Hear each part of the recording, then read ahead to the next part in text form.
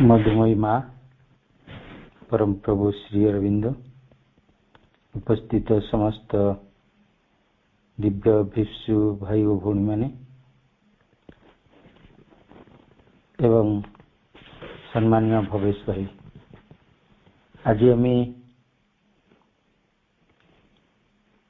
दीर्घ दिन धरी पढ़ुवा से दिव्य जीवन ग्रंथर लाइफ डिवाइन रु दि टू नेगेशंस नीति द्विविध ये विषय को आलोचना करने को जाउछंती। प्रथमटी होची दि मेटेरियलिस्टिक डिनाइल, जड़वादी नास्ति।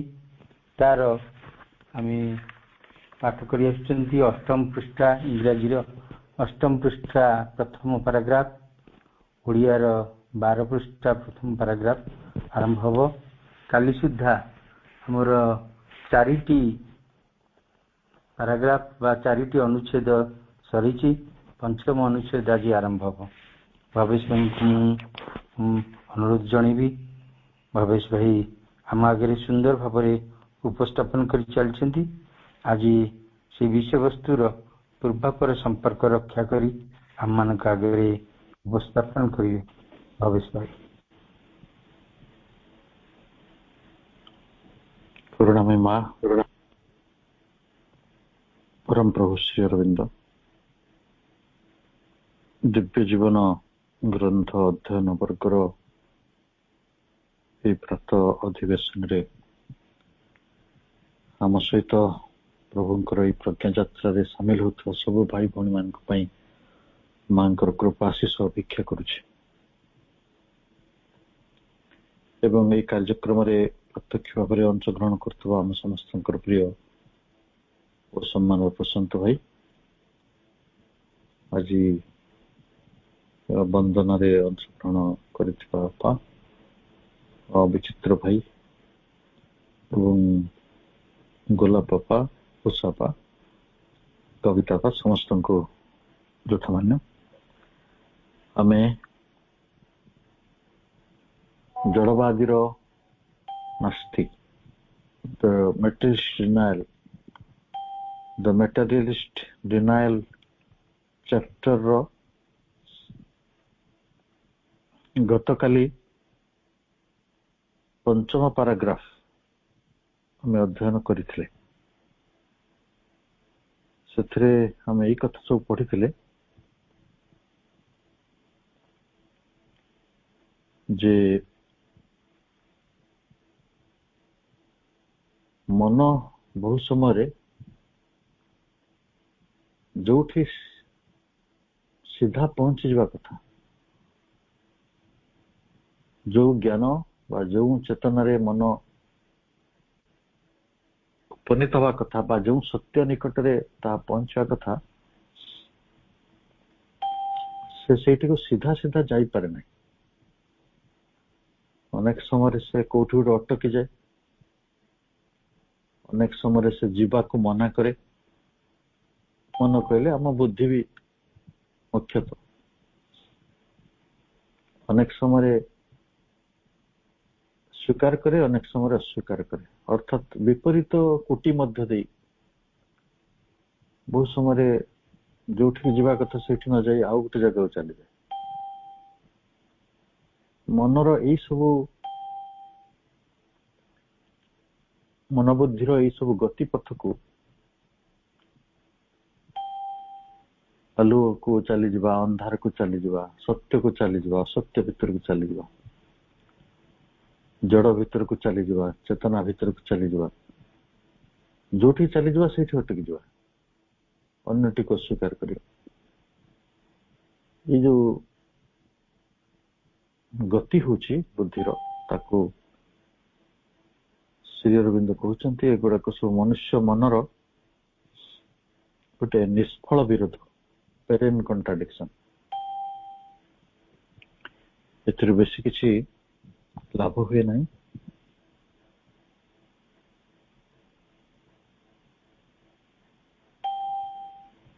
किंतु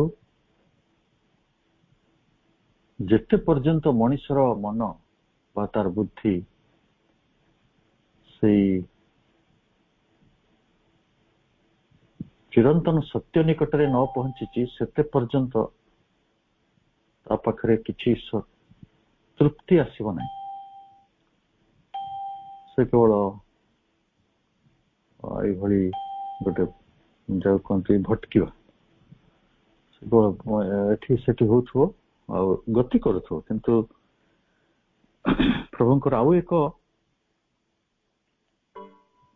ନିଶ୍ଚୟତା ରହିଛି ଯୋଉ ଜିନିଷଟାକୁ ସେ ଆମକୁ କହିଛନ୍ତି, ଯୋଉଟା ଆମେ ଖୁସି ହେଇପାରିବା ଯେ ମନର ଏଇ ସବୁ ବିସଙ୍ଗତି ସତ୍ତ୍ୱେ,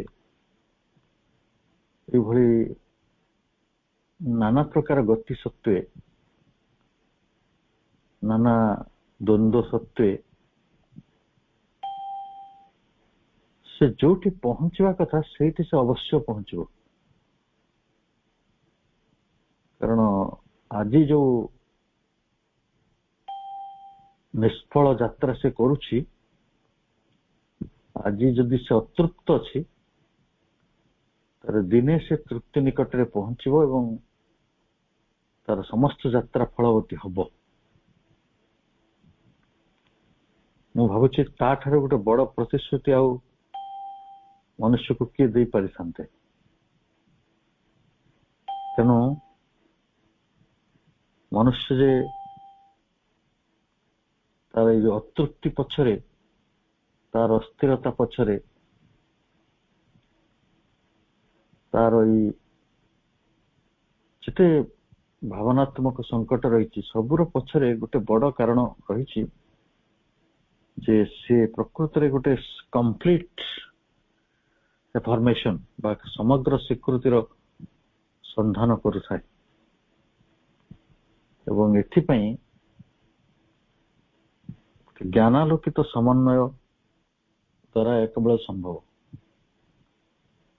ତେଣୁ ଜ୍ଞାନର ଚର୍ଚ୍ଚା କରିବା, ଜ୍ଞାନ ଯୋଗ ଭିତରକୁ ଆସିବା, ସାଂଖ୍ୟ ଯୋଗ ଭିତରକୁ ଆସିବା, ଦର୍ଶନର ଅତି ଉଚ୍ଚ କୋଟିକୁ ସ୍ପର୍ଶ କରିବା କେବେ ନା କେବେ ଆମକୁ ପ୍ରୟୋଜନୀୟ ହବ। ଯୋଉମାନେ ତାକୁ ଅବଲମ୍ବନ ମାନିଛନ୍ତି ସେମାନେ ଧନ୍ୟଭାଗୀ, ଆଉ ଯୋଉମାନେ ମାନି ପାରିନାହାନ୍ତି ସେମାନେ ଦିନେ ମାନିବେ, କାରଣ ଆଉ କିଛି ପ୍ରତ୍ୟନ୍ତର ନାହିଁ। ଆଜି କିଏ ଅଟକି ଯାଇଛି, କିଏ ଭଟକି ଯାଇଛି, କିଏ କୋଉଠି ଅଛି ତାହା ଗୁରୁତ୍ୱପୂର୍ଣ୍ଣ ନୁହେଁ, କିନ୍ତୁ ତାଙ୍କୁ ସମସ୍ତଙ୍କୁ ନିଜର ବୁଦ୍ଧିକୁ ଜ୍ଞାନାଲୋକିତ କରିବାକୁ ପଡିବ ଏବଂ ସେଇ ସମନ୍ୱୟ ମଧ୍ୟରେ ଆସିବାକୁ ପଡିବ। ତେଣୁ ଏଇ ସମନ୍ୱୟ ମଧ୍ୟରେ ଉପନୀତ ଯୋଉମାନେ ହବାକୁ ଯାଉଛନ୍ତି ବା ଯାଇଛନ୍ତି, ସେମାନେ ତାଙ୍କର ଅନ୍ତର୍ଗତ ଚେତନାରେ, ଅନ୍ତଃଚେତନାରେ ବିଭିନ୍ନ ପର୍ଯ୍ୟାୟ ମଧ୍ୟ ଦେଇ ଗତି କରିଛନ୍ତି। ଗୋଟିଏ ହେଲା objective method of analysis applied to life and mind as to matter। ଆମେ ଜଡକୁ ଯେଭଳି ଦେଖୁ, ପ୍ରାଣ ମନକୁ ମଧ୍ୟ ବାହାରୁ ଦେଖିବାର, ବିଶ୍ଳେଷଣ କରିବାର ପ୍ରଣାଳୀ, ଏଇ ଯୋଉ ବାହାରର ଯୋଉ ପ୍ରଣାଳୀ ରହିଛି, ଅବଜେକ୍ଟିଭ ପ୍ରଣାଳୀ, ଏଥିରେ ଆମର ଭାଇମାନଙ୍କର ପ୍ରଶ୍ନ ରହିଛି, ଆମେ ଯାହାକୁ ରବିବାର ଆଲୋଚନା କରିବା ପାଇଁ ସିଦ୍ଧାନ୍ତ କରିଛନ୍ତି। ଏଇଟା ଟିକେ ବ୍ୟାପକ ବିଷୟ ହେଇଥିବା କାରଣରୁ ଆମେ ଏଇ କ୍ଲାସରେ ତାକୁ ଆଉ ଆଣିନାହୁଁ।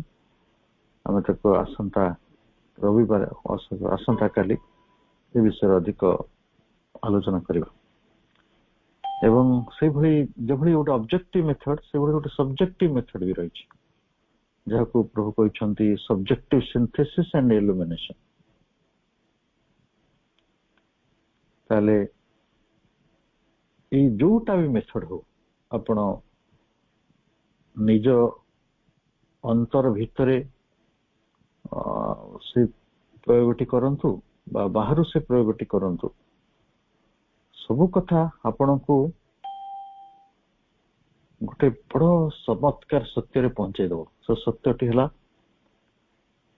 ଏଇ ବିଶ୍ୱଟିକୁ ଆମେ ଯାହାକୁ ଏକ୍ସପ୍ରେସିଭ ମଲ୍ଟିପ୍ଲିସିଟି ବୋଲି ବୁଝୁଛୁ, ଯେ ବହୁତର ରୂପାୟନ ଭିତରେ ରହିଛି, କେତେ ପ୍ରକାରର ବସ୍ତୁ, କେତେ ପ୍ରକାରର ସତ୍ତା, କେତେ ପ୍ରକାରର ବିବିଧତା, ପୁଣି ସେ ଗୋଟିଏ ସତ୍ତା, ଧରନ୍ତୁ ମନୁଷ୍ୟ ସତ୍ତା, କେତେ ପ୍ରକାର ମଣିଷ, ଯେତେ 800 କୋଟି ମଣିଷ 800 ପ୍ରକାର, ଯେତେ ପ୍ରାଣୀ ଯେତେ ଫଳ। ଆପଣ ଭାବନ୍ତୁନି ଯେ ସବୁ ବାଇଗଣ ଗୁଡିକ ସମାନ, they differ। ସବୁ ଆମ୍ବ ସମାନ ନୁହେଁ। ଆପଣଙ୍କ ଗଛର ଫଳିଥିବା ଆମ୍ବ ଆଉ ଆମ ଗଛରେ ଫଳିଥିବା ଆମ୍ବ ଭିତରେ ଫରକ ଅଛି। ସବୁ ପ୍ରାଣୀ, ଆମେ କହିବା ଗୋଟେ ଜଗତରେ କେବଳ କୁକୁର ଅଛନ୍ତି, ବିଲେଇ ଅଛନ୍ତି, ସେମାନେ ସମସ୍ତେ ସେପ୍, ସାଇଜ, କ୍ୟାରେକ୍ଟର ରେ ସମାନ ନୁହନ୍ତି। they differ in their behavior। ତାହେଲେ ଏଇ ଯୋଉ ବହୁତର ରୂପାୟନ ଶକ୍ତି ରହିଛି, ଏଇଟା ଗୋଟେ ପରମ ଐକ୍ୟ ଭିତରେ ରହିଛି। ମାନେ ଏହାର ସବୁ ହଉଛି ୱାନନେସ୍, ଅଦ୍ୱୈତ। ଯେ ଜଡବାଦୀର ଅଦ୍ୱୈତ ନୁହେଁ, ଯେ ଏଠି ଚେତନ ନାହିଁ, କେବଳ ଜଡ ହିଁ ରହିଛି, ତେଣୁ ଜଡ ଗୋଟିଏ, ସେ ଗୋଟେ ସୀମିତ ଐକ୍ୟତା। କିନ୍ତୁ ଗୋଟେ ଏକ୍ସପ୍ରେସିଭ ମଲ୍ଟିପ୍ଲିସିଟିକୁ ସ୍ୱୀକାର କଲା ପରେ ଆପଣ ସବୁ ଭିତରେ ଗୋଟିଏ ସତ୍ୟକୁ, ଗୋଟିଏ ଯୋଉ ତତ୍ଵକୁ ଅନୁଭବ କରିବା, ଏଇଟା ହଉଛି ପ୍ରକୃତରେ ଆମର ଅଦ୍ୱୈତ ଯାତ୍ରା। ଏବଂ ଏଇଟା ସମ୍ପୂର୍ଣ୍ଣ ହବ, ଏଇଟା ଉଦାର ସ୍ୱୀକୃତି ଧର୍ମୀ ବୃତ୍ତି ଦ୍ୱାରା ଆମେ ଅନେକ ରୂପ ଏବଂ ଆପାତ ବିରୋଧୀ ଜୀବନ ସଂସାରର ସେଇ ଐକ୍ୟତାନଟିକୁ ଖୋଜି ପାଇବା। ଆମର ବିଚାର, ଆମର ଜୀବନ ଏବଂ ନାନା ପ୍ରକାର ଯୋଉ ସଂଘାତୀ ଶକ୍ତି ଗୁଡିକ ରହିଛି, କନଫ୍ଲିକ୍ଟିଂ ଫୋର୍ସେସ୍ ରହିଛି, ସେମାନେ ଗୋଟେ କେନ୍ଦ୍ରସ୍ଥ ମୂଳ ସତ୍ୟର ଆବିଷ୍କାର କରିବାକୁ ସମର୍ଥ ହେବେ, ଅର୍ଥାତ୍ ଭଗବାନଙ୍କୁ, ଏ ବିଶ୍ୱର ବିଧାତା ପୁରୁଷଙ୍କୁ, ଯେ ନିୟତି ପୁରୁଷ, ଯିଏ ସବୁ କିଛିକୁ ସମ୍ଭବ କରିଛନ୍ତି, ତାକୁ ପରିଚାଳିତ କରୁଛନ୍ତି ଏବଂ ତାକୁ ନିର୍ଦ୍ଦିଷ୍ଟ ପରିଣାମ ଆଡକୁ ଯେ ପ୍ରକୃତିରେ ନେଇଯାଉଛନ୍ତି, ସେଇ ପରମ ସତ୍ୟ ବା ମୂଳ ସତ୍ୟ ବୋଲି ଯାହାକୁ ପ୍ରଭୁ କହୁଛନ୍ତି। ତେଣୁ ଆମେ ଏଇ ଜଗତର ଅନେକ ଧର୍ମ ମଣିଷ ସ୍ଥାପିତ କରିଛି, ଆଉ ସେ ଧର୍ମ ଗୁଡିକ ତାକୁ କୋଉ ବାଟରେ ସାହାଯ୍ୟ କରୁଛି ଆମେ ଦେଖୁଛୁ। କେତେ ରକ୍ତପାତ ହେଲାଣି ଧର୍ମ ନାଁରେ। ଏବେ ଆଫଗାନିସ୍ତାନରେ ଯାହା ଚାଲିଛି ତାଲିବାନ ନାଁରେ, ବା ତା ବିରୁଦ୍ଧରେ ଯୋଉମାନେ ଧାର୍ମିକ ଉନ୍ମାଦ କଥା କହୁଛନ୍ତି, ଏ ସବୁ ପୃଥିବୀର ଧର୍ମ ଗୁଡିକ ବଡ ହାସ୍ୟାସ୍ପଦ ସ୍ଥିତିରେ ରହିଛି। କିନ୍ତୁ ପ୍ରଭୁ ଗୋଟେ ଧର୍ମର କଥା କହୁଛନ୍ତି, ଯୋଉ ମୂଳ ସତ୍ୟ ଏଇ ବିଶ୍ୱର ବହୁବିଧତା ଭିତରେ ଏକ ହୋଇ ରହିଛି, ସେଇ ସତ୍ୟ ସହିତ ସମ୍ମିଳିତ ହବା, ସେଇ ସତ୍ୟର ଏକ ପ୍ରତୀକ ହବା, ସେଇ ସତ୍ୟକୁ ନାନା ଭାବରେ ପରିପୂର୍ଣ୍ଣ କରିବା, ଏ ହଉଛି ଏହି ବିଶ୍ୱର ଧର୍ମ, ଏଇ ଜଗତର ଧର୍ମ। ଅର୍ଥାତ୍ ସତ୍ୟ ହିଁ ଧର୍ମ ଅଟେ। ସେଇ ସତ୍ୟ ନିକଟରେ ଉପନୀତ ହବା, କୌଣସି ରାଜନୈତିକ ଅଧିକାର ପାଇଁ ବା ମଣିଷ ମାନଙ୍କର ଧର୍ମ ପ୍ରତି ରହିଥିବା ଦୁର୍ବଳତାର ସୁଯୋଗ ନେଇ ନିଜକୁ କ୍ଷମତାଶାଳୀ କରିବା ପାଇଁ, ବା ଧର୍ମଟି ଅନ୍ୟ ଗୋଟିଏ ଧର୍ମ ଉପରେ ନିଜର ଗୋଟିଏ ସୁପରମାସି, ଯାହାକୁ କୁହାଯିବ ଆମେ we are better than others, ଏଭଳି ଗୋଟେ ବୃଥା ଆସ୍ଫାଳନ ପାଇଁ ଧର୍ମ ତିଆରି କରାଯାଏ। ଧର୍ମର ଯଦି ଆପଣ ଡେଫିନେସନ ଗୋଟେ ନେବାକୁ ଚାହୁଁଛନ୍ତି, ତାହେଲେ ଏଇ ଟିକେ ମନେ ରଖାଯାଇପାରିବ ଯେ ଯେଉଁ ସତ୍ୟର ପ୍ରତୀକ ହୋଇ ରହିବାକୁ ଓ ଯେଉଁ ଗୁଡ଼ିକୁ ନାନା ଭାବରେ ପରିପୂର୍ଣ୍ଣ କରିବାକୁ ହିଁ, ଅର୍ଥାତ୍ ମୂଳ ସତ୍ୟକୁ କରିବାକୁ ହିଁ ଇହ ଜଗତରେ ଆମେ ସେମାନଙ୍କର ଧର୍ମ ବୋଲି କୁହାଯାଇପାରିବ ବା କହିପାରିବା। ତାହେଲେ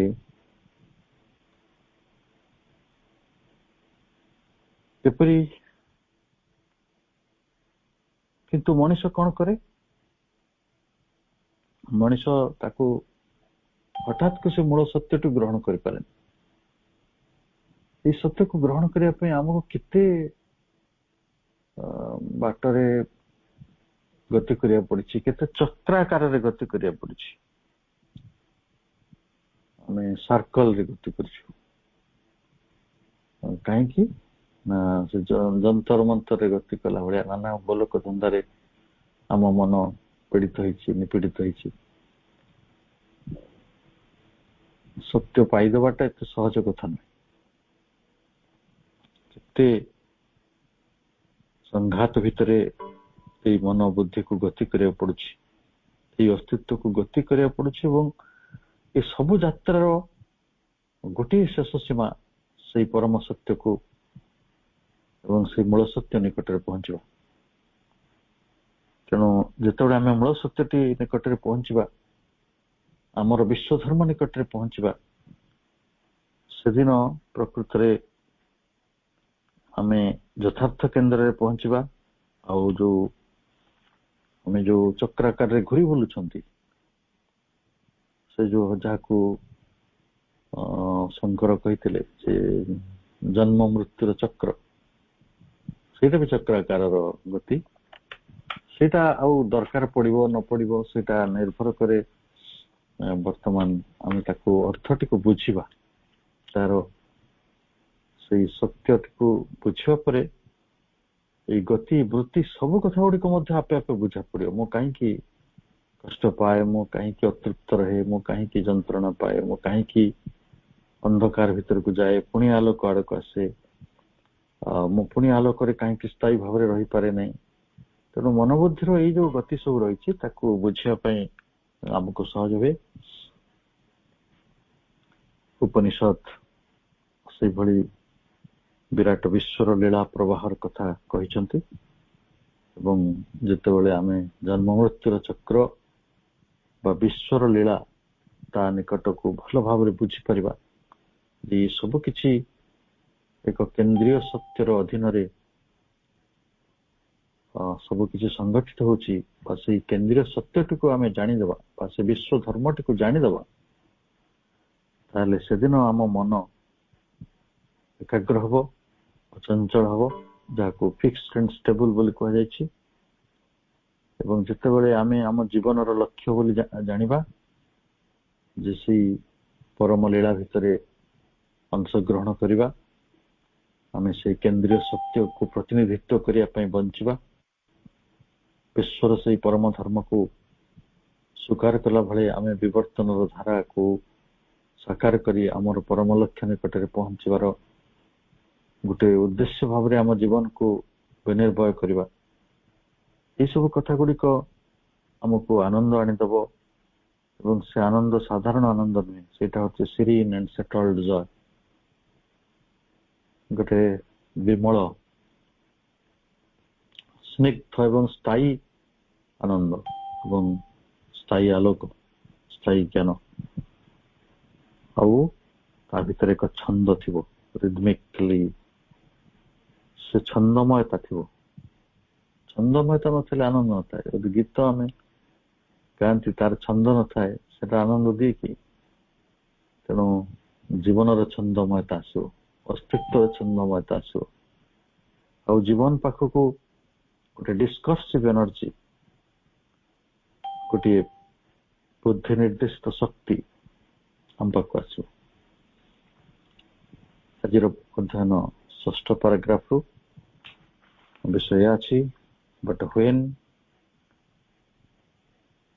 that rhythm has once been disturbed, is it necessary and helpful that man should test separately in their extreme exertion each of the true great opposites. କିନ୍ତୁ ମଣିଷ ଯେତେ ପର୍ଯ୍ୟନ୍ତ ଛନ୍ଦମୟତା ନିକଟରେ ପହଞ୍ଚି ନାହିଁ, ସେତେ ପର୍ଯ୍ୟନ୍ତ ତାର ଛନ୍ଦମୟତାରେ ଗୋଟେ ବ୍ୟାଘାତ ଘଟି ଚାଲିଥିବ। ତେଣୁ ସେଟା ସେଟଲ୍ଡ ଜୟ ନୁହେଁ, ସିରିନ୍ ଜୟ ନୁହେଁ। ଯେତେ ପର୍ଯ୍ୟନ୍ତ ସେଇଠି ସେ ପହଞ୍ଚି ନାହିଁ, ସେତେ ପର୍ଯ୍ୟନ୍ତ ଆନନ୍ଦ ଆସୁଥିବ, ଚାଲି ଯାଉଥିବ। ଆମେ ଆନନ୍ଦ ପାଉଥିବା, ପୁଣି ନିରାନନ୍ଦ ଭୋଗ କରୁଥିବା। ଆମେ ଆନନ୍ଦ ପାଉଥିବା ପୁଣି ବିଷାଦ ଭିତରକୁ ଯାଉଥିବା, ଆଶା ଭିତରକୁ ଯାଉଥିବା, ନିରାଶ ଭିତରକୁ ଯାଉଥିବା, ସେଟା ସେଟଲ୍ଡ ହେଇକି ରହିବନି, ସ୍ଥାୟୀ ହେଇକି ରହୁନାହିଁ। ତାହେଲେ ସେଇ ଛନ୍ଦମୟତା ନ ଆସିବା ପର୍ଯ୍ୟନ୍ତ, when that rhythm has once been disturbed, ଥରେ ଯଦି ସେଇ ଛନ୍ଦମୟତା ଭାଙ୍ଗିଯାଏ ବା ସେଇ ଛନ୍ଦମୟତାର ଗୋଟେ ବ୍ୟାଘାତ ଘଟେ, ଡିଷ୍ଟର୍ବ ହୁଏ, ତାହେଲେ it is necessary and helpful that man should test separately. ତାହେଲେ ମଣିଷ କଣ କରିବ ନା, ମଣିଷ ପାଇଁ ଏଇଟା ସହାୟକ ହବ, ହେଲ୍ପଫୁଲ ଆଉ ନେସେସାରୀ, ଆବଶ୍ୟକ ଅଛି ଏଇ ଛନ୍ଦମୟତା ଭାଙ୍ଗି ଯିବାଟା। ଦେଖନ୍ତୁ, ଆମେ ଯୋଉ ଆଶା ନିରାଶାର ବାଟ ଚାଲୁଛୁ, ଆମେ ଯେ ଅନ୍ଧାର ଆଲୁଅର ବାଟ ଚାଲୁଛୁ, ତାର ଗୋଟେ ଉଦ୍ଦେଶ୍ୟ ରହିଛି। ଆମେ ହଠାତ୍ ଗୋଟେ ସେଟଲ୍ଡ ଜୟ ନିକଟରେ ପହଞ୍ଚି ନାହାନ୍ତି। ଆମେ ଆନନ୍ଦ କଣ ଜାଣିଛୁ, ଅଥଚ ବିଷାଦରେ ପ୍ରବେଶ କରି ଯାଉଛୁ। ଆଉ ବିଷାଦର ରହିବାର କିଛି କାରଣ ନାହିଁ, ତା ଜାଣି ମଧ୍ୟ ଆମେ ବିଷାଦ ଭିତରେ ରହିଯାଉଛୁ। ବିଷାଦ ବି ତିଆରି କରୁଛୁ। ସକାଳୁ ଉଠିଲେ ଆମର ଚା କପରୁ ବିଷାଦ ବି ଆରମ୍ଭ ହେଇଯାଏ।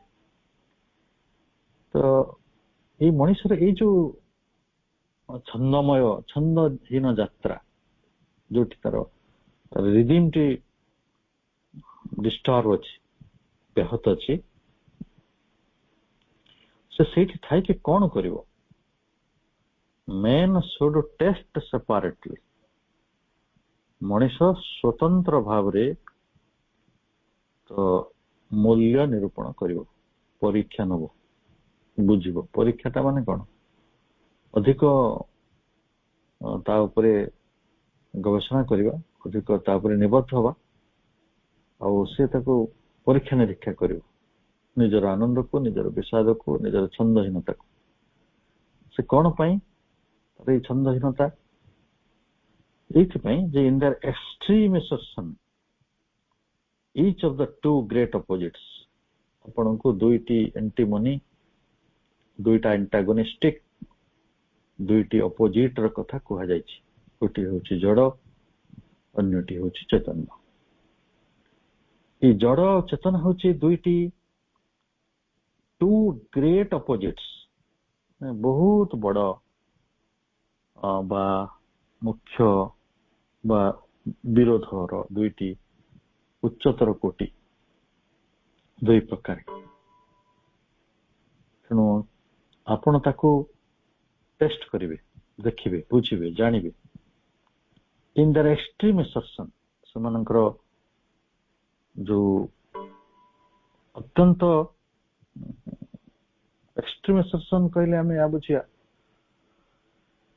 ଏକ୍ସଟ୍ରିମ୍ ତ ବୁଝି ହଉଛି ଯୋଉଟା ଚରମ, ତାର ଚରମ, ତାର ଯୋଉ ସ୍ୱୀକୃତି ରହିଛି ବା ତାର ଯୋଉ ତାର ଚରମ ଉପସ୍ଥିତି ରହିଛି ବା ତାର ଚରମ ଅସ୍ତିତ୍ୱ ରହିଛି, ସେଇଟାକୁ ଆମେ ଆହୁରି ଗଭୀର ଭାବରେ ବୁଝିବା।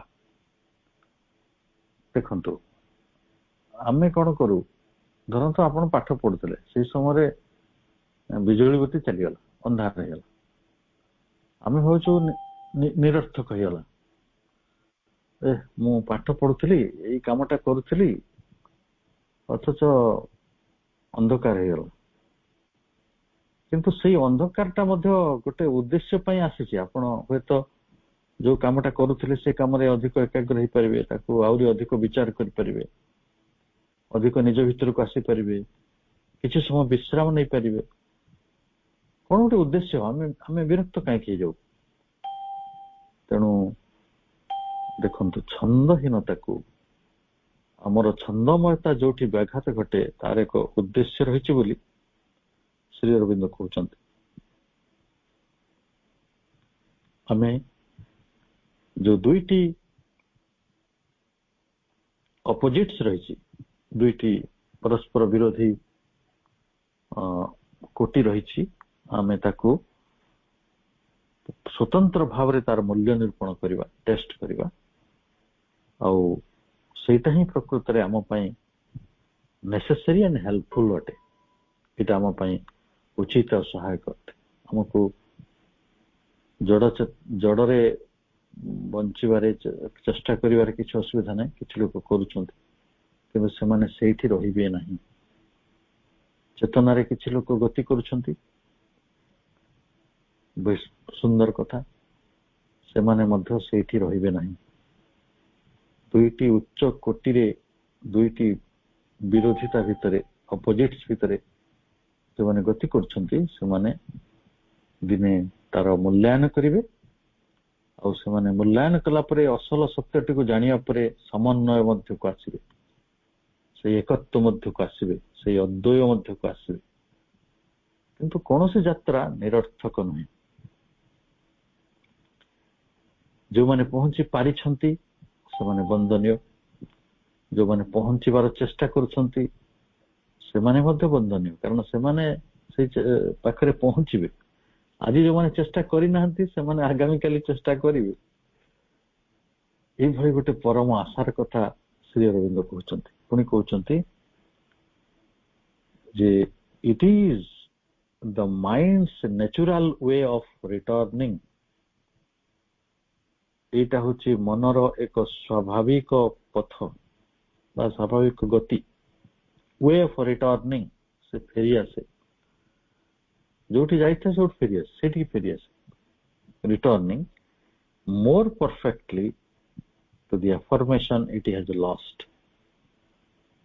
ଯୋଉ ସ୍ୱୀକୃତିଟିକୁ, ଯୋଉ ବୈଷମ୍ୟଟାକୁ ସେ ହଜେଇ ଦେଇଥିଲା, ସେଇଠୁ ଚାଲି ଯାଇଥିଲା, ପୁଣି ସେଇଠିକି ଫେରି ଆସିବା ପାଇଁ ତାର ମନ କହୁଥାଏ। ମନର କାମ ହଉଛି ସେଇଟା। ଦେଖନ୍ତୁ, ଆମେ ସମସ୍ତେ କୋଉମାନେ, କିଏ ଗାଁରେ କୋଉଠି ଜନ୍ମ ହେଇଥିଲେ, କିଏ ଛୋଟ ସହରରେ ଜନ୍ମ ହେଇଥିଲେ, କିଏ କୋଉ ଜାଗାରେ, ଆମେ ସବୁ ଜନ୍ମ ହେଇଥିଲେ। ବୃତ୍ତିର ସନ୍ଧାନ କରିବା ପାଇଁ ଆମେ ଆଉ ଗୋଟେ ସହରକୁ ଗଲେ, ଆଉ ଗୋଟେ ଜାଗାକୁ ଗଲେ, ଆଉ ଗୋଟେ ସ୍ଥାନକୁ ଗଲେ, କିନ୍ତୁ ଆମେ ଯୋଉ ଜାଗାରେ ଥିଲେ ସେଇ ଜାଗାଟାକୁ ମିସ୍ କରୁଛେ କି ନାହିଁ? ଆମେ ଗୋଟେ ନୂଆ ସମ୍ପର୍କ ଭିତରକୁ ଆସିଛନ୍ତି, କିନ୍ତୁ ଆମେ ଯୋଉ ସମ୍ପର୍କଟାକୁ ଛାଡି ଆସିଛନ୍ତି ଆମେ ତା ଭିତରକୁ ମଧ୍ୟ ତାକୁ ବି ମିସ୍ କରୁ। ଏଇଟା ହଉଛି ମନର ଗୋଟେ ସ୍ୱାଭାବିକ ଗତି। ସେ ଯୋଉଟାକୁ ଛାଡି ଆସିଥାଏ ସେଇଟିକୁ ଫେରିବା ପାଇଁ ତା ପାଖରେ ଗୋଟେ ପଶ୍ଚାତ ଗତିକୁ ଚାଲିଯିବାର ତାର ଏକ ଅଭ୍ୟାସ ରହିଛି। ତେଣୁ ଆମେ ଏଇଭଳି ବ୍ୟାଘାତ ଯାତ୍ରା ଭିତରେ ଅଛୁ। ହବନି। ମନର କାମ ହଉଛି ସେ ଅଗ୍ରଗତି କରିବା, ପ୍ରୋଗ୍ରେସିଭ ରାସ୍ତାରେ ଯିବା। କିନ୍ତୁ ପୁଣି ଅନ୍ୟ ଗୋଟେ ଧର୍ମ ହଉଛି ସେ ଯୋଉଠୁ ଯାଇଥିଲା, ଯୋଉଠୁ ଯାତ୍ରାଟି ଆରମ୍ଭ କରିଥିଲା ସେଇଠିକି ସେ ଫେରିଆସେ। ତାହେଲେ ଆପଣ ଯଦି ଆନନ୍ଦର ପଥରେ ପହଞ୍ଚେଇଥିବେ, ପୁଣି ବିଷାଦର ପଥରେ ପଳେଇ ଆସିବେ କି ନାହିଁ? ତେଣୁ ଆପଣଙ୍କ ଆନନ୍ଦଟି ଆଉ ସେଟଲ୍ଡ କୋଉଠି ହବ? ହବ ନାହିଁ, ବ୍ୟାଘାତ ହବ ହିଁ ହବ। ଅର୍ଥାତ୍ ଯୋଉମାନେ ଜଡବାଦୀ ଥିଲେ ସେମାନେ ଯଦି ଚୈତନ୍ୟବାଦୀ ହେଇଥିବେ, ସେ ଚୈତନ୍ୟବାଦୀ ମାନଙ୍କ ଭିତରେ ଥିବା ମନଟି ପୁଣି ଜଡବାଦିତା ଭିତରକୁ ଫେରି ଆସିବ। ଭାବିବ ନାଇଁ ନାଇଁ ନାଇଁ, ଜଡରେ ବି ଗୋଟେ ବଡ ଉପଲବ୍ଧି ଅଛି, ସେଇଠି ବି ଗୋଟେ ସତ୍ୟ ଅଛି। ତେଣୁ ଏଇ ଜଗତରେ ଅନେକ ସାଧୁ ସନ୍ଥ ଯୋଉମାନେ ଚେତନାର ପଥରେ ଯାଇଛନ୍ତି ସେମାନେ ମେଟାଲିଷ୍ଟିକ ଆଚିଭମେଣ୍ଟକୁ ମଧ୍ୟ ଆଜି ବି ଗୁରୁତ୍ୱ ଦଉଛନ୍ତି। ବାବା ମାନେ, ବଡ ବାବା ତାକୁ କୁହାଯିବ ଯେ ଯାହା ପାଖରେ ଯେଡେ ବଡ ଉଡାଜାହାଜ ଅଛି ବା ଯେତେଟା ଉଡାଜାହାଜ ଅଛି। ଆପଣଙ୍କ ପାଖରେ ଗୋଟେ ଅଛି, ମୋ ପାଖରେ ଦିଟା ଅଛି, ଆଉ କାହା ପାଖରେ BMW କାର ଅଛି, କିଏ କୋଉ ସାଧାରଣ କାର ଚଢେ, କିଏ ଉଚ୍ଚ ମାନର କାର ଚଢେ। ବାବା ମାନଙ୍କ ଭିତରେ ଏଇଭଳି କମ୍ପିଟିସନ ଅଛି, ଦେଖୁଥିବେ ଦୁନିଆରେ। କୋଉ ବାବାର ନାଁ ନେବା ବି ଦରକାର ନାହିଁ। ତାହେଲେ କାହିଁକି ହଉଛି?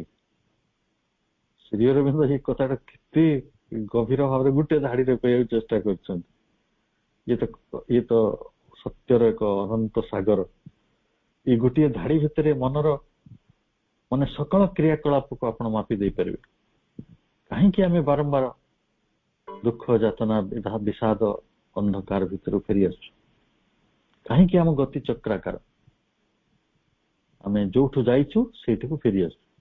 ତାହେଲେ ଅଗ୍ରଗତିଟା କେତେ ମନ୍ଥର ହଉଛି। ତାହେଲେ ଜଣେ ଲୋକ ଯଦି ଯେତିକି ବାଟ ଗଲା ପୁଣି ସେତିକି ବାଟ ଫେରି ଆସିଲା, ତାହେଲେ ଅଗ୍ରଗତି କୋଉଠି ହେଲା? ସେଥିପାଇଁ ଆମେ ମନ୍ଥର ପଥରେ ଅଛୁ, କାରଣ ମନର ଧର୍ମତା, ମନ ଏଇ ସେଇଭଳି ସାଧନ। ସେ ଯେମିତି ଗୋଟେ ଆମେ ଓଡିଆ କଥାରେ ପଢନ୍ତି ନା, ଗୋଦରା ଓଡେ ଯେତେ ମାଡେ ସେତେ। ତେଣୁ ମନ ଯେତିକି ଅଗ୍ରଗତି କରିଯାଏ ସେତିକି ପଛକୁ ଫେରିଆସେ। ଧାଡ଼ିଟିକୁ ଆଉ ଥରେ ପଢନ୍ତୁ। It is the mind's natural way for returning more perfectly to the affirmation it has lost. ତାହେଲେ ସେ ଯୋଉ ସତ୍ୟଟିକୁ ଛାଡି ଯାଇଛି ପଛରେ, ବା ଯୋଉ ଆଫର୍ମେସନଟିକୁ, ଯୋଉ ସ୍ୱୀକୃତିଟିକୁ, ବା ଯୋଉ ତତ୍ତ୍ୱଟିକୁ ସେ ଛାଡି ଯାଇଛି ପଛରେ, ପୁଣି ଥରେ ସେ ସେଇଠିକି ଫେରିଆସେ। ଏଇଟା ମନର ଗତି। ତାପରେ କହୁଛନ୍ତି on the road it may attempt to rest in the intervening degrees. ପୁଣି ମନ କଣ କରେ, ଗତି କରୁଥିଲା ବେଳେ ତାର ଗୋଟେ ବଡ ଅଭ୍ୟାସ ଅଛି। ଆମେ ଛୋଟବେଳେ ପଢିଥିଲେ ନା ଗୋଟେ ଗଳ୍ପ, ଗୋଟେ ଠେକୁଆ ଥିଲା ଆଉ ଗୋଟେ କଇଁଛ ଥିଲା। ତାଙ୍କ ଭିତରେ ଗୋଟେ ଦୌଡ଼ ପ୍ରତିଯୋଗିତା ହେଲା।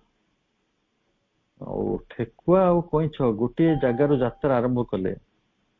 ସେମାନଙ୍କ ପାଇଁ ଏକ ନିର୍ଦ୍ଦିଷ୍ଟ ଗତିପଥ ରହିଛି, ଆଉ କିଏ ଆଗରେ ଫାଷ୍ଟ ହବ ସେଟା ତ ଆପଣ ପ୍ରଥମରୁ କହିଦେବେ।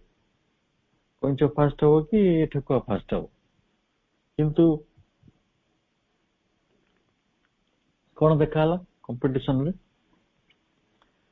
କଇଁଛ ଫାଷ୍ଟ ହେଇଗଲା। ଠେକୁଆର କାମ ହେଲା ସେ କିଛି ବାଟ ଯିବ, କହିବେ କଇଁଛ ତ ପାରିବନି, ମୁଁ ଯଦି କିଛି ବାଟ ଆସିଲି ଦ୍ରୁତ ବେଗରେ ତ ଟିକେ ରେଷ୍ଟ କରିଦବା। ଏମିତି ରେଷ୍ଟ କରୁ କରୁ ସେ କେତେବେଳେ ଶୋଇବି ପଡୁଛି। ମନ ସେମିତି ଗତି କରେ। On the road it may attempt to rest. କିଛି ବାଟ ଗଲା ପରେ ତାର ଗୋଟେ ଉଦ୍ୟମ ଆରମ୍ଭ ହୁଏ, ମୁଁ ଟିକେ ବିଶ୍ରାମ କରିଯିବି, ଏଇଠି ରହିଯିବି। ସବୁ ପରୀକ୍ଷା ନିରୀକ୍ଷା ଭିତରେ ଦେଇ ମନ ଯିବାକୁ ଚାହେଁ। ସବୁ ଅନୁଭୂତି ଗୁଡିକ ତାର ସ୍ୱାଦ ନେବା ପାଇଁ ମନ ଚାହେଁ। କାହିଁକି ନା ମନ ସବୁ କିଛିକୁ ସତ୍ୟ ବୋଲି ମନେ କରେ। ସେ ଯୋଉଠି ଅଛି, ସେ କୁଡିଆ ଘରେ ଅଛି, ଚାहे ବଡ କୋଠାରେ ଅଛି, ସେ ଗଛ ମୂଳେ ଅଛି, ଯୋଉଠି ବି ଥାଉ, ସେ ସବୁଠି ଅନୁଭୂତି ତା ପାଇଁ ପର୍ଯ୍ୟାପ୍ତ ପରିମାଣରେ ରହିଛି।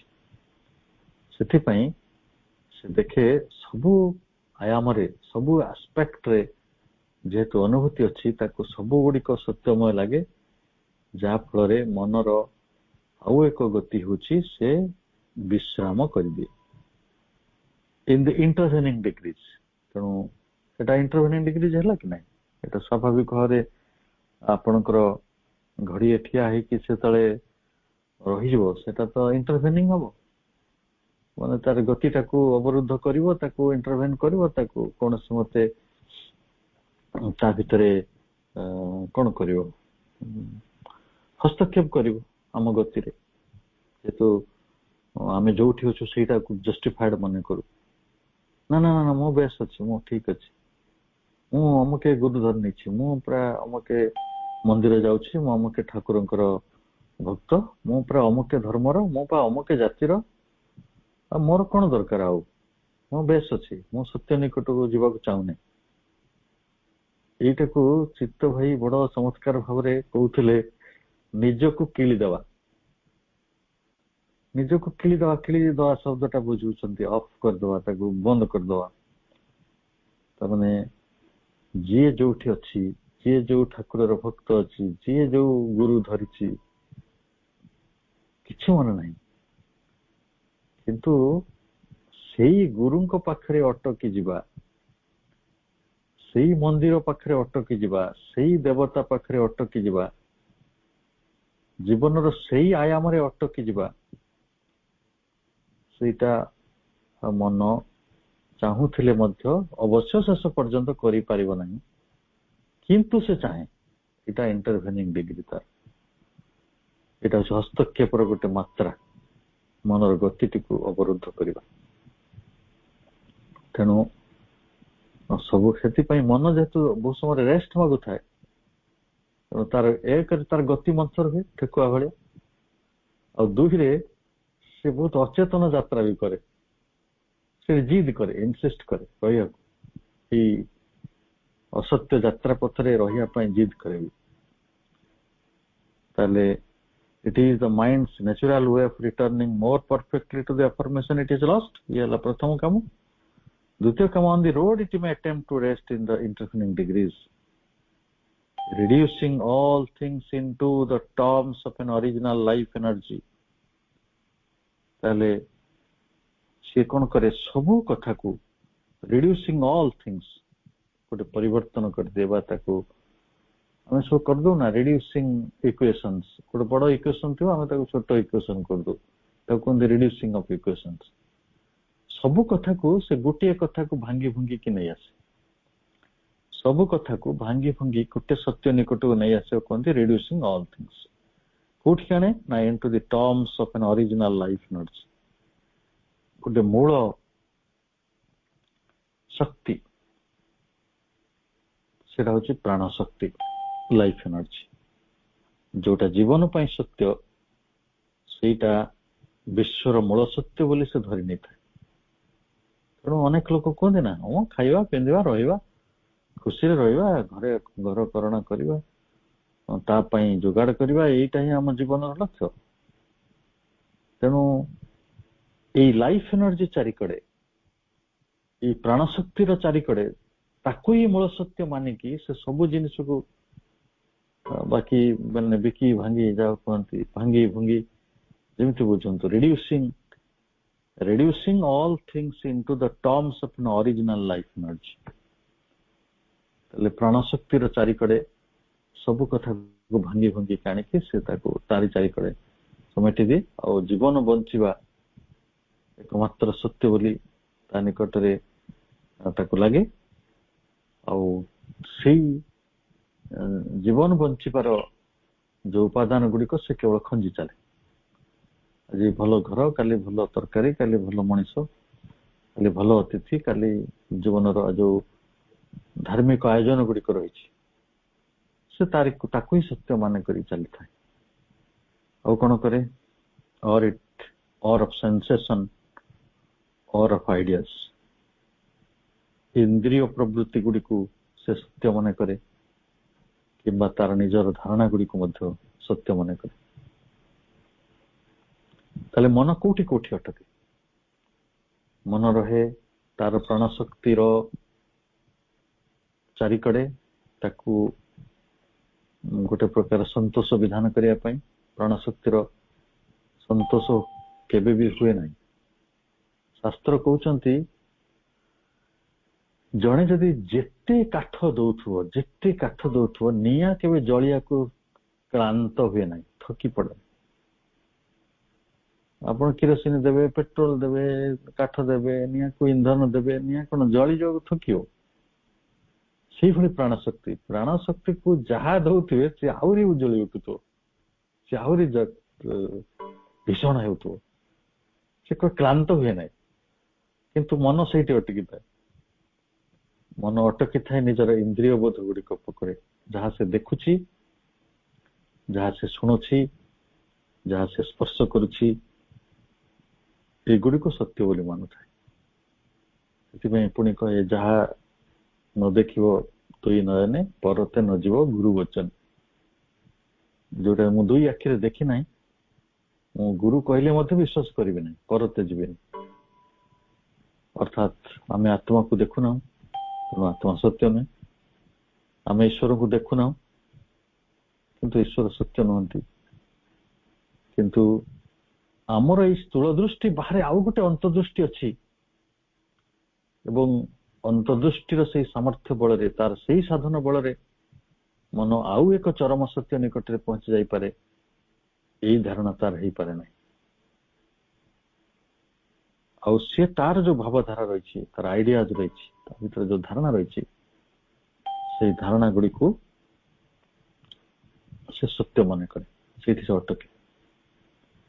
But these exclusive solutions have always an air of unreality. ताले ता पई जोटा स्वतंत्र समाधान प्राण शक्ति चारिकड़े रहिबा इंद्रिय उपलब्ध ज्ञान चारिकड़े रहिबा निज धारणा भितर अटकी जावा एटा ता पई exclusive solution.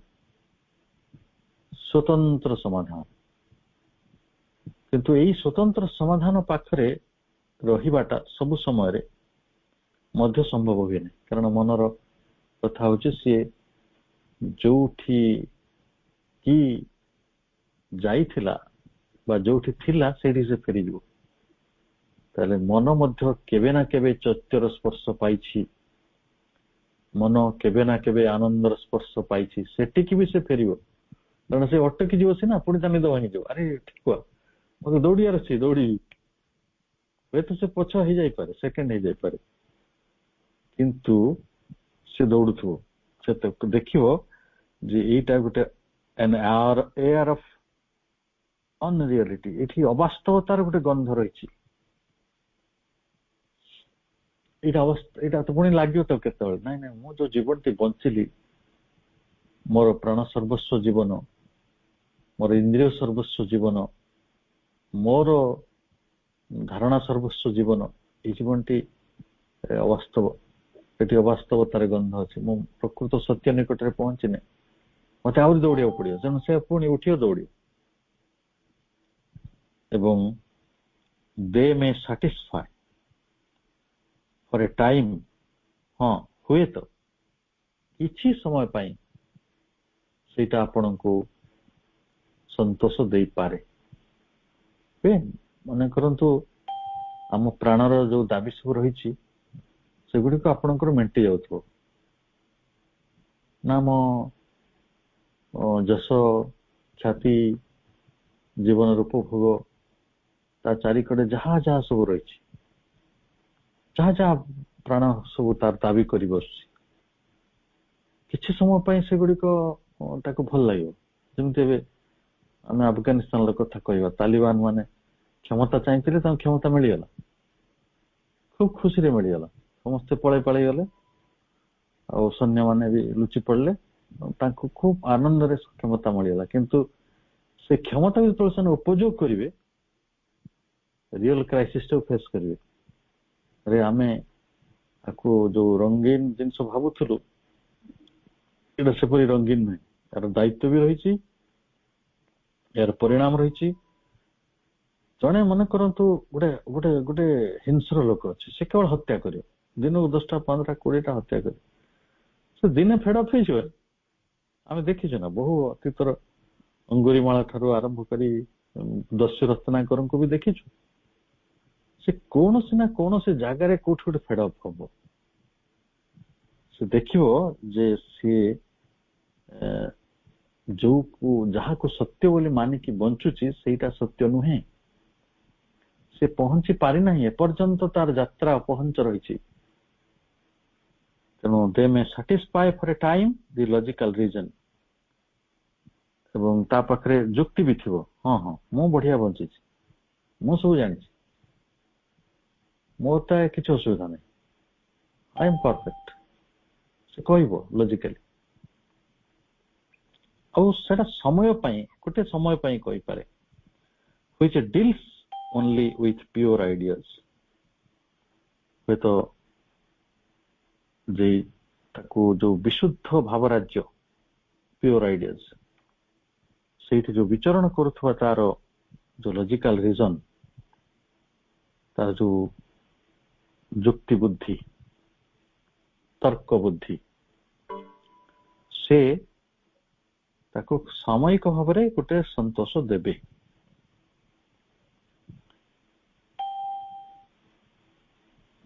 which deals only with the pure ideas but they cannot satisfy the mind sense of actuality किंतु तार अर्थ नुहे जे मन मध्य एक्चुअलिटी टाकू जानी नहीं मनर गोटे सेंस ऑफ एक्चुअलिटी रही से जो वास्तवतार बा तार जो वास्तविकता बोधर केबे संतुष्टि हो नहीं किछि दिन पाई तर्क बुद्धि किछि समय पाई हुए तो से जो यात्रा करुछि तार इंद्रियमय तार तार प्राणमय तार एवं तार धारणा गुड़िकर सेटा ताको संतुष्ट दे पारे तार तर्क बुद्धि ताको कहि पारे हाँ ठीक अछि किंतु मन पाखरे मध्य आहुरी गोटे बृहत्तर ଧାରଣା ରହିଛି ଯେ ସେଟା ହଉଛି ମାଇଣ୍ଡ ସେନ୍ସ ଅଫ ଆକ୍ଚୁଆଲିଟି, ତାର ବାସ୍ତବିକତା ବୋଧ ବା ସତ୍ୟ ବୋଧ। ସେଇ ସତ୍ୟ ବୋଧ ତାକୁ ସନ୍ତୁଷ୍ଟି ଦବନି। ହୁଅନ୍ତା ନା ସନ୍ତୁଷ୍ଟି ମିଳୁଛି କି ଯୋଉମାନେ ଉପଭୋଗର ପଥରେ ଥାନ୍ତି। ଆପଣ ଦେଖି ଯୋଉମାନେ ସବୁ ମଦ୍ୟପ ତାଙ୍କ ସାଙ୍ଗରେ କଥା ହୁଅନ୍ତୁ, ବଢିଆ ଇଣ୍ଟରେଷ୍ଟିଂ ଫ୍ୟାକ୍ଟ ସବୁ ଆପଣଙ୍କ ସାଙ୍ଗେ କହିବି ଯେ ସେ କଣ କରନ୍ତି, ମଦ ନିଶା ଯେତେବେଳେ ରହିଥାଏ ସେମାନେ ନିଜକୁ ରାଜା ବୋଲି ମନେ କରନ୍ତି, ଫିଲ୍ ଲାଇକ୍ ଏ କିଙ୍ଗ। ଆଉ ଯେତେବେଳେ ସେ ନିଶାଟି ଉତୁରିଯାଏ ତ ସେମାନେ ତାର ଗରିବ ହେଇଯାନ୍ତି, ବଡ କରୁଣ, ବଡ ଦୟନୀୟ ହେଇଯାନ୍ତି, ତାଙ୍କୁ ଲାଜ ବି ମାଡେ ଏବଂ ସେଇ ଲାଜଟାକୁ ଭୁଲିବା ପାଇଁ ସେମାନେ ଆଉ ଥରେ ପିଇ ଦିଅନ୍ତି, ପୁଣି ନିଶାଗ୍ରସ୍ତ ହେଇଯାନ୍ତି। ଆପଣ ଚାହିଁଲେ ତାଙ୍କ ସହିତ ଇଣ୍ଟରାକ୍ଟ କରିବେ, କଣ what is happening to them really. ତ ଜୀବନ ବଞ୍ଚିବାରେ ସେଇଭଳି ନିଶାରେ ଥିବା ମଣିଷ ହୁଏତ କିଛି ସମୟ ପାଇଁ ତାର ଲଜିକାଲ ବୁଦ୍ଧିରେ ସେ କହୁଥାଏ ମୁଁ ସନ୍ତୋଷ ପାଉଛି, ଯୋଉଦିନ ସେ ନିଶା ଟିକେ ଉତରିଯିବ କିଛି ସମୟ ପାଇଁ ହେଲେ ବି ସେ ପୁଣି ଥରେ ଆକ୍ଚୁଆଲିଟି ଭିତରକୁ ପଳେଇ ଆସିବ, ତାର ସତ ବାସ୍ତବତା ଭିତରକୁ, ଯେ ସେ ଦେଖିବ ନାଇଁ ନାଇଁ ଏଗୁଡା ମତେ କିଛି ସୁଖ ଦଉନି, ମୁଁ ଯୋଉ ରାଜା ମନେ କରୁଥିଲି ଗତକାଲି ରାତିରେ ସତରେ ମୁଁ ରାଜା ନୁହେଁ, ମୁଁ ଗୋଟେ ମିଛ ରାଜା। ତେଣୁ ସେ କଣ କରିବ ନା ସେଟା ସେନ୍ସ ଅଫ ଆକ୍ଚୁଆଲିଟି କୁ ଆସିବ। For the mind knows that there is something behind itself. ତାହେଲେ ମାଇଣ୍ଡ ସେନ୍ସ ଅଫ ଆକ୍ଚୁଆଲିଟି କଣ? ମାଇଣ୍ଡ ର ସେନ୍ସ ଅଫ ଆକ୍ଚୁଆଲିଟି ହଉଛି ମନ ଜାଣେ ଯେ ମନର ପଶ୍ଚାତରେ ଆହୁରି ଗୋଟେ କିଛି ଅଛି, ମନର ବିୟଣ୍ଡ ରେ ଆଉ ଗୋଟେ କଣ ଅଛି। ସେଇଟା ତ ପ୍ରଭୁଙ୍କର ଅବଦାନ ଏ ବିଶ୍ୱକୁ, ତାହା ହଉଛି ଅତି ମାନସ। ମନର ପଶ୍ଚାତରେ, ମନର ଊର୍ଦ୍ଧ୍ୱରେ, ମନର ଅନ୍ତରାଳରେ ଯିଏ ଅଛି ସେଇଟା ହଉଛି ଅତି ମାନସ, ପରମ ସତ୍ୟ, ବିଜ୍ଞାନମୟ ସତ୍ୟ। ମନ ଏକଥା ଜାଣେ, ଯଦି ସେ ଜାଣିନଥାନ୍ତା ସେ ଅତୃପ୍ତ ହୁଅନ୍ତା କି? କେବେ ତୃପ୍ତି, କେବେ ଅତୃପ୍ତି, କେବେ ଆଲୋକ, କେବେ ଅନ୍ଧକାର, କେବେ ଲାଭ, କେବେ କ୍ଷତି, କେବେ ଆଶା, କେବେ ନିରାଶା। ଏଇ ଯୋଉ ପଥ ସେ ଚାଲୁଛି ମରିଚିକାର, ତାକୁ ଲାଗୁଛି ଏଇଟା ମାୟା, ଏବଂ ସେ ଫେଡଅପ୍ ବି ହେଇଯାଉଛି ଦିନେ। ସେ ଅଙ୍ଗୁର କୋଳି ଗପ ବଢିଲା, ସେ ବହୁତ ଡେଉଁଛି ଅଙ୍ଗୁର କୋଳିଟି ଖାଇବା ପାଇଁ, କିନ୍ତୁ ଯେତେବେଳେ ପାଉନାହିଁ ସେ ଅଙ୍ଗୁର କୋଳିଟାକୁ ଖଟା ବୋଲି କହୁଛି, ଏଇ ଜଗତଟି ଅସତ୍ୟ ବୋଲି ସେ କହୁଛି, ଏଇ ଜଗତଟି ଅସାର ବୋଲି କହୁଛି, ଜୀବନଟିକୁ ଅସାର ବୋଲି ସେ କହୁଛି, କାରଣ ସେ ଯାହା ଚାହୁଁଛି ସେଟା ପାଉନି। କିନ୍ତୁ ସେ କେବେ ବିଚାର କରିଛି କି ସେ ଯାହା ଚାହୁଁଛି ସେଟା ପାଇବ ନାହିଁ, ଏବଂ ଯଦି ପାଇବ ତା ବାଟରେ ନୁହେଁ, ତା ଧାରଣା ଅନୁସାରେ ନୁହେଁ, ତା ମନ ମୁତାବକ ନୁହେଁ, ତା ପ୍ରାଣ ଶକ୍ତିର ସାଟିସ୍ଫାକ୍ସନ ବା ତାର ଯୋଉ ପ୍ରାଣର ଗୋଟେ କ୍ଷୁଧା ଗୁଡିକ ମେଣ୍ଟିଯିବା ଦ୍ୱାରା ଜୀବନର ସମସ୍ୟାର ସମାଧାନ ହେଇଯିବ ନାହିଁ। ତାକୁ ଯଦି ଜଗତର ସବୁ ଜଡ ଗୁଡିକ, ବିଶ୍ୱର ଯାହା କିଛି ରହିଛି, ଆକାଶର ଚନ୍ଦ୍ର ତାରା ସମସ୍ତ ତାକୁ ଦେଇ ଦିଆଯିବ, ସେ ତଥାପି ଖୁସି ହବନି, ଯଦିଓ ସେ ଜଡବାଦୀ। କାହିଁକି ଖୁସି ହବନି? ନା ସେ ତାଙ୍କୁ ନେଇ କଣ କରିବ? ତାରା ମାନଙ୍କୁ ନେଇ ସେ କଣ କରିବ? ଆଉ ଯଦି ତାକୁ ସବୁ ଚୈତନ୍ୟ ବି ପ୍ରଦାନ କରାଯିବ, ତା ଚାରିକଡେ ଦେହ ନଥିବ, ତା ଚାରିକଡେ ମେଟର ଜଡ ନଥିବ, ତାହେଲେ ତା ମଧ୍ୟ ତାର କିଛି ସାଟିସ୍ଫାକ୍ସନ ହବନି। କିନ୍ତୁ ତାର ପ୍ରକୃତ ଆନନ୍ଦ ଆସିବ ଯେତେବେଳେ ସେ ଦୁଇଟିର ସମନ୍ୱୟ ସାଧନ କରିପାରିବ। ତେଣୁ ମନ ଏ କଥାଟି ଜାଣେ, ସେ ଯୋଉଠି ଅଛି ସେଇଟା ଗୋଟେ ପରମାନେଣ୍ଟ ବା ସେଟଲ୍ଡ ବିଷୟ ନୁହେଁ, ତାର ବାହାରେ, ମନର ଭୂମିର ପଶ୍ଚାତରେ, ତାର ଅନ୍ତରାଳରେ, ତାର ଊର୍ଦ୍ଧ୍ୱରେ ଆହୁରି ଗୋଟେ କଣ ଅଛି। ସେଇଟା ହଉଛି mind sense of actuality, which is not the idea, something behind itself, which is not the idea।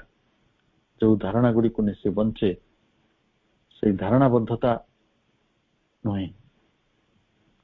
କାରଣ ଯୋଉଠି ମନର ଉଚ୍ଚତର ଗତି ବା ଶିଖରତମ ଗତି, ସେଇଠି ଏଇ ଧାରଣା ଗୁଡିକର ବେଶୀ କିଛି ଅର୍ଥ ନାହିଁ। ସେଥିପାଇଁ ଆପଣ ଦେଖିଥିବେ ଅଷ୍ଟାଙ୍ଗ ଯୋଗରେ ଗୋଟେ ନିୟମ ରହିଥିଲା ପ୍ରତ୍ୟାହାର। ଆପଣ କାହାଠୁ ପ୍ରତ୍ୟାହାର କରିବେ? ଆପଣଙ୍କର ନିଜସ୍ୱ ଧାରଣା ଗୁଡିକୁ, ମନର ନିଜସ୍ୱ ଗତିବୃତ୍ତି ଗୁଡିକୁ ସେ ପ୍ରତ୍ୟାହାର କରିବ। ପ୍ରତ୍ୟାହାର କଲା ପରେ ଯାଇ ସେ ସମାଧିରେ ପହଞ୍ଚେ। ଅଲଗା କଥା, ଇଟ୍ ନୋଜ୍, ସେ ଜାଣେ। ଅନ୍ ଦି ଅଦର ହ୍ୟାଣ୍ଡ, ଅନ୍ୟ ପକ୍ଷରେ, that there is something within itself which is more than the vital breath. ସେ ମନଟି ଜାଣୁଛି ଯେ there is, ଖାଲି ତାର ଉର୍ଦ୍ଧ୍ୱରେ ସେଇଟା ନାହିଁ, ଆହୁରି ଅଛି something behind itself ଆଉ something within itself। ବହୁତ ଚମତ୍କାର ତତ୍ତ୍ୱ।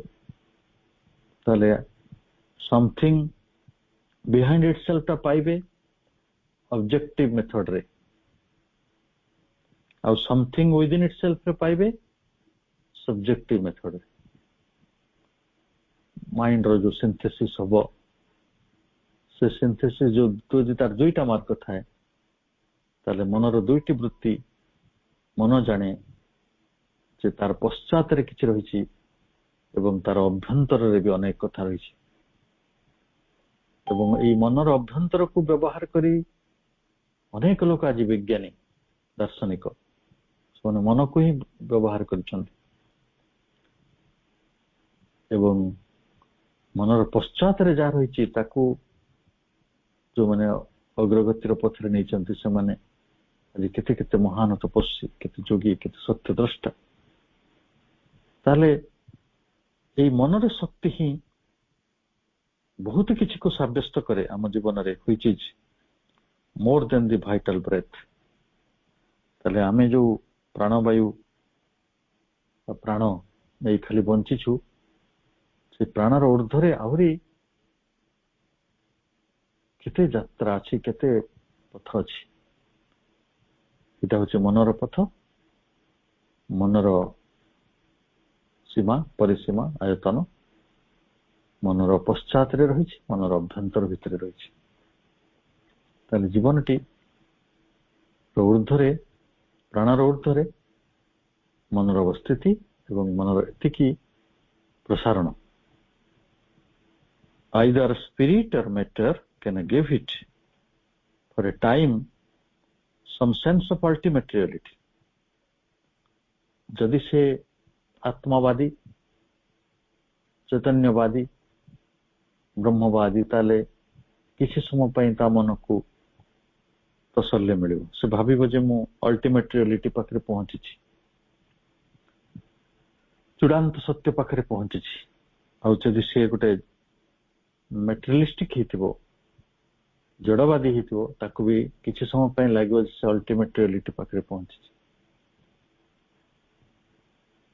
Not so any of the principles that intervene।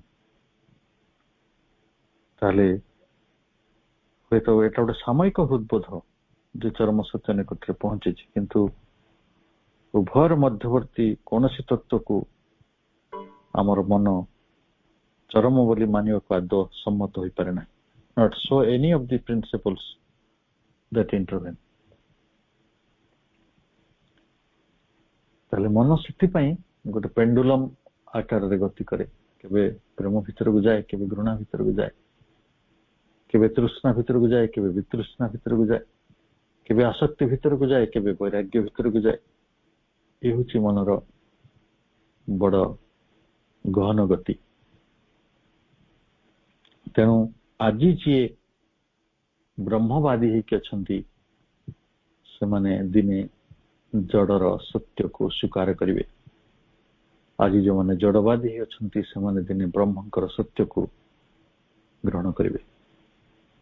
ଅର୍ଥାତ୍ ମନ ଯାହାକୁ ଚରମ ବୋଲି ମାନିଛି, ସେଇଠି ସେ ଅଟକି ଯିବ ନାହିଁ, ତାର ଇଣ୍ଟରଭେନିଂ ଆସିବ, ବାଧା ଆସିବ। ସେଇଟା ହଉଛି ଆମ ଛନ୍ଦମୟତାର ବ୍ୟାଘାତ, ଏବଂ ସେଇଟା ହିଁ ଆମ ପାଇଁ ହେଲ୍ପଫୁଲ, ଏବଂ ସେଇଟା ହିଁ ଆମ ପାଇଁ ନେସେସରି, ଯାହା ଆମେ ଏଇ ପାରାଗ୍ରାଫର ପ୍ରଥମ ଧାଡିରେ ପଢିଥିଲୁ। ମନ ଯୋଉଠି ଅଛି ଯଦି ସେଇଠି ଅଟକି ଯାଇଥାନ୍ତା ତାହେଲେ କିଛି ବି ପ୍ରଗତି ହେଇନଥାନ୍ତା। ଠେକୁଆ ଚିରଦିନ ପାଇଁ ଶୋଇ ପଡିଥାନ୍ତା। ଏଇଟା ଭଲ ଜାଗା, ବଢିଆ ଥଣ୍ଡା ଲାଗୁଛି, ଏଇଠି ଶୋଇପଡିବ। କିନ୍ତୁ ତାର ଅତୃପ୍ତି, ତାର ଅସନ୍ତୋଷ ତାକୁ ବହୁ ସମୟରେ ନିଦରୁ ଉଠେଇ ଦଉଛି ଏବଂ ସେ ପୁଣି ପ୍ରଗତି କରିବାକୁ, ଅଗ୍ରଗତି କରିବାକୁ, ଦୌଡ଼ିବାକୁ ଆରମ୍ଭ କରୁଛି ଏବଂ ସେ ସତ୍ୟକୁ ଖୋଜୁଛି। ସେ ଯୋଉଠି ଅଟକି ଯାଇଥିଲା, ଯୋଉଟାକୁ ସତ୍ୟ ବୋଲି ମନେ କରିଥିଲା, ସେଇଟା ଯେ ସତ୍ୟ ନୁହେଁ ସେ କଥାକୁ ସେ ବୁଝିପାରେ। ତେଣୁ ସେ ମନର ପଶ୍ଚାତରେ ଥିବା ଆଉ ତା ଅଭ୍ୟନ୍ତରରେ ଥିବା ତତ୍ତ୍ୱ ଗୁଡ଼ିକୁ ମଧ୍ୟ ଖୋଜିବାକୁ ଲାଗେ। ଏଇଟା ହଉଛି ଆଧ୍ୟାତ୍ମିକ ଯାତ୍ରା। It must therefore go to the two extremes before it can return fruitfully upon the whole. ସେଥିପାଇଁ ତାକୁ ଏଇ ଦୁଇଟି ଏକ୍ସଟ୍ରିମ୍ ଭିତରକୁ ଯିବାକୁ ପଡୁଛି। ଆମେ ପ୍ରଶ୍ନ ପଚାରନ୍ତେ, ଆଚ୍ଛା ସେ ଜଡବାଦୀ ହେଇଥିଲା ସେ ବ୍ରହ୍ମବାଦୀ ହବ, ଚୈତନ୍ୟବାଦୀ ହବ, ଆଉ ଯିଏ ଚୈତନ୍ୟବାଦୀ ହେଇଥିଲା ସେ ଜଡବାଦୀ ହବ, ଏଇ ଯାତ୍ରା ଗୁଡିକ ଦରକାର କଣ? ପ୍ରଭୁ ତାର ଜଷ୍ଟିଫିକେସନ ଦଉଛନ୍ତି।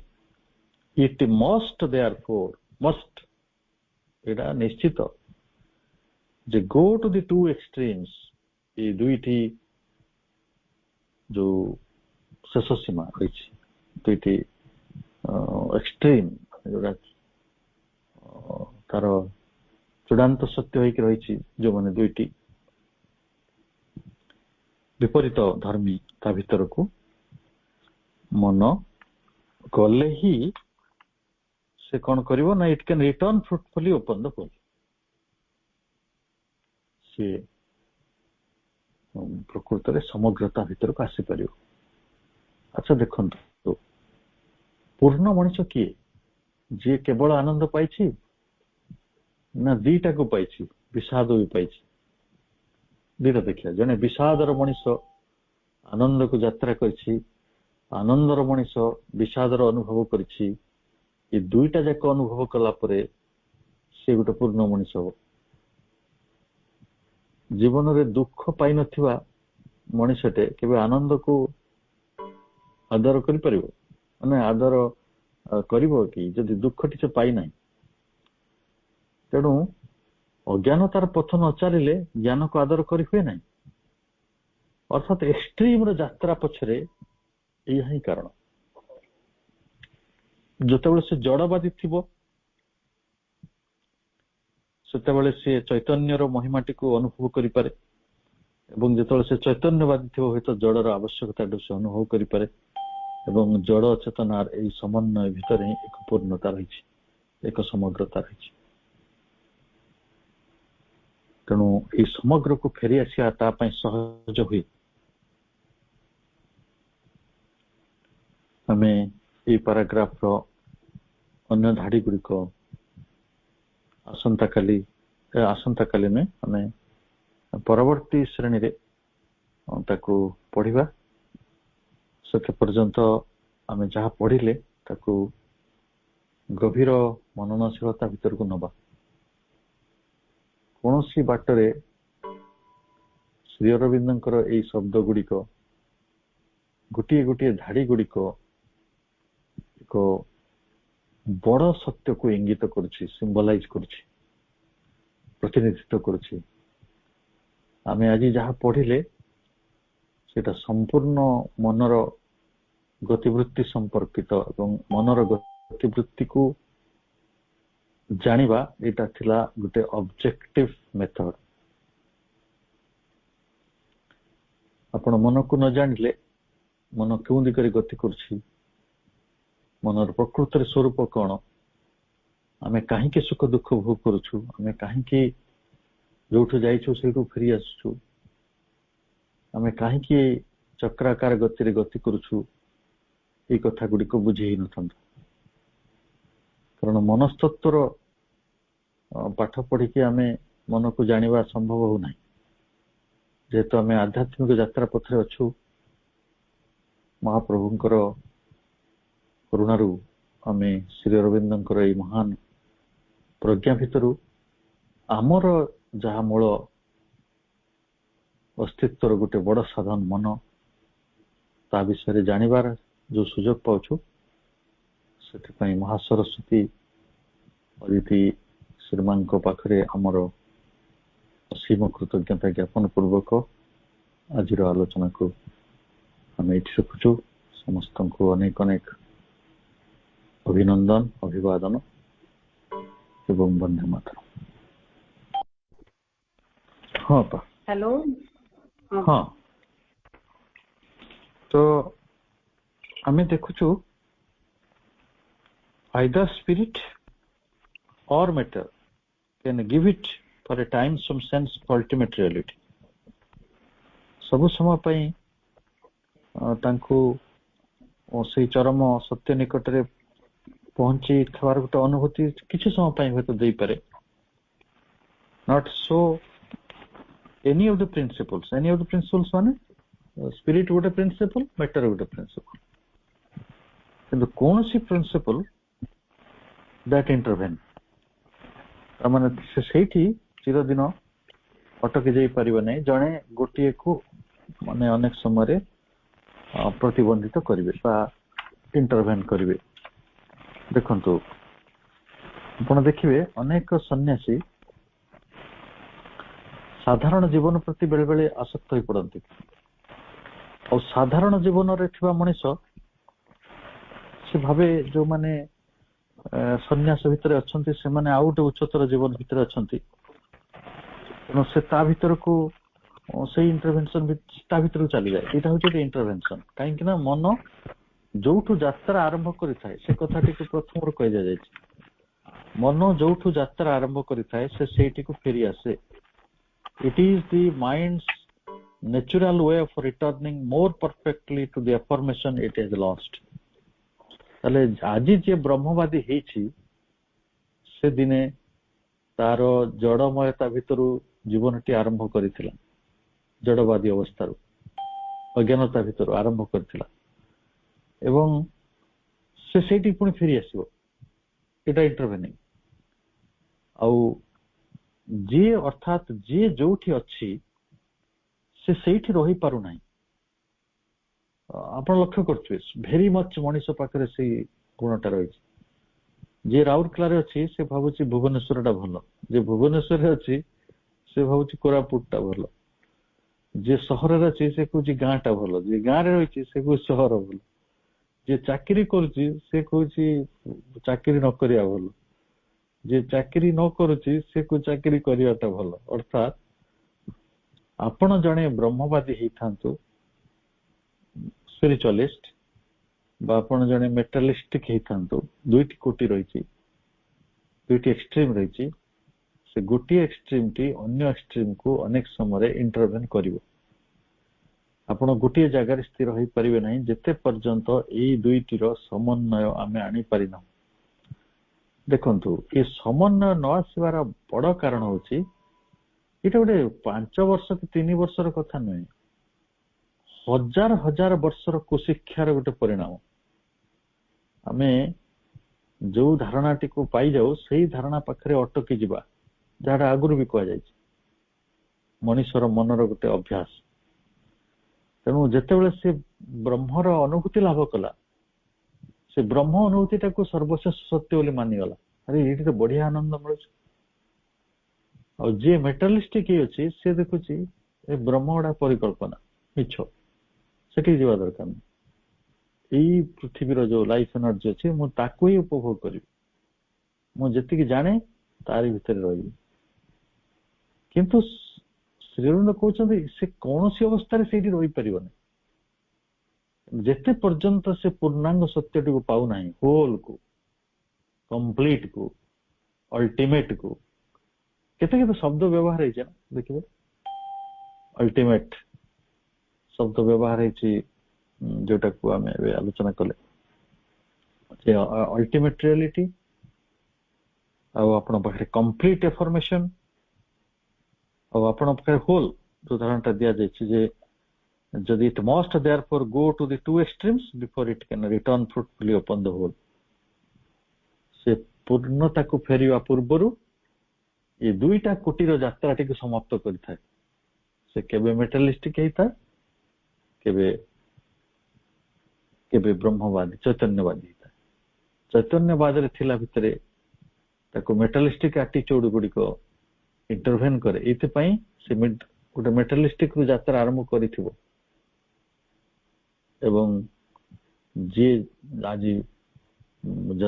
मेटालिस्टिक एक अछि ताको मध्य चैतन्य केबे केबे स्पर्श करूथबो नहीं नहीं तू जो जीवन रे अछु मेटालिस्टिक लाइफ रे सेटा सत्य नहीं तेणु ये दुईटा कोटि भीतर को आमर यात्रा एक्सट्रीम भीतर को यात्रार मूल कारण होची आमे गोटे पूर्ण यात्रा करिया को चाहू बा पूर्णता प्राप्त करिया को चाहू ये पूर्णता भीतर को आसीबा हला ये दुईटी एक्सट्रीम रो समन्वय मु भाबुची हमर एई पैराग्राफ टी समाप्ति परे परे आपनकर जो धारणा आउरी स्पष्ट हबो आ आसंता काली हमें जो ऑब्जेक्टिव मेथड और तार सब्जेक्टिव मेथड रो व्यापक व्याख्या करिवा एथिरे आपनकर उत्तर रो अनेक उपादान अछि।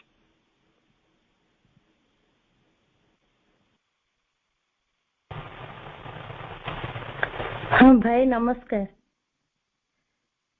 मोर गोटे प्रश्न थिला कोन हम सुनु हाँ फर्स्ट लाइन जो अच्छी it is necessary and helpful that man should test separately जो दीटा जाक जिंस को से टेस्ट करिवो परीक्षा करिवो माने गोटे होची छंदमयता जीवन रे आ गोटे होची छंदमय बिना जोटा से दीटा को सेटा मीन करा अछि ना